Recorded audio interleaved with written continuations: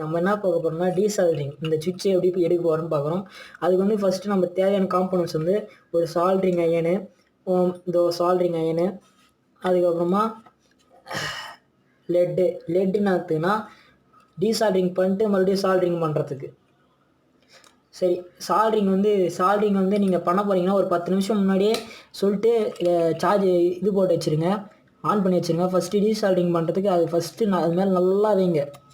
நல்லா வச்சுட்டு அப்படி பண்ணிங்கன்னா அது தானாக போயிடும்.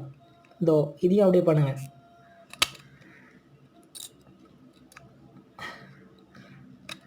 அப்படி பண்ணியிருந்தீங்கன்னா அது கரெக்டாக போயிடும்.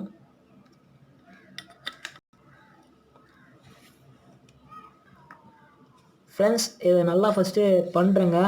இந்த மாதிரி பண்ணிட்ட பிறகு நல்லா வைங்க. நல்லா வச்சுட்டு பிறகு இருங்க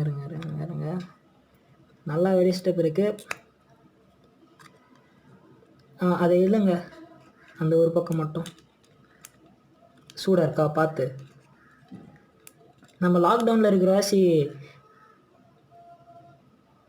ஃப்ரெண்ட்ஸ், அவ்வளோதான். இதை எடுத்தாச்சு. வந்துச்சு பாருங்கள். வந்துச்சு பாருங்கள். சரி, இப்போ சால்ட்ரிங் எப்படி வைக்கிறதுன்னு பார்க்க போகிறோம்.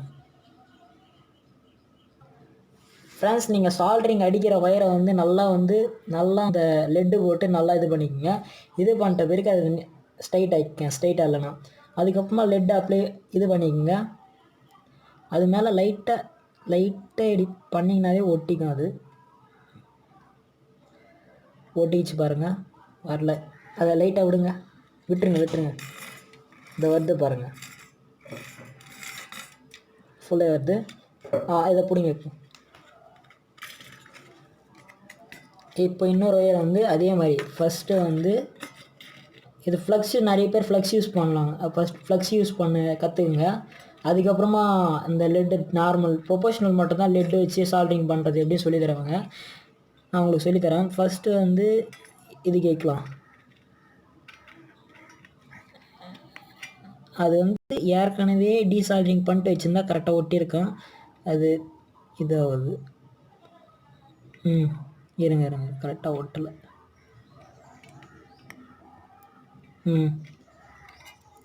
கரெக்டாகிடுச்சா? அவ்வளோதான் ஃப்ரெண்ட்ஸ் சால்ட்ரிங்கு. அந்த செட்டப் பாருங்கள், நானே பண்ணது. இதில் தான் நான் இந்த மாதிரி வச்சுருக்கேன். அந்த மேக்னெட் ரொம்ப ஸ்ட்ராங் பவர்ஃபுல்லு. ஸோ இப்படி வச்சாலும் கரெக்டாக இருக்கும். இந்த மாதிரி வச்சுப்பேன். Thank you friends.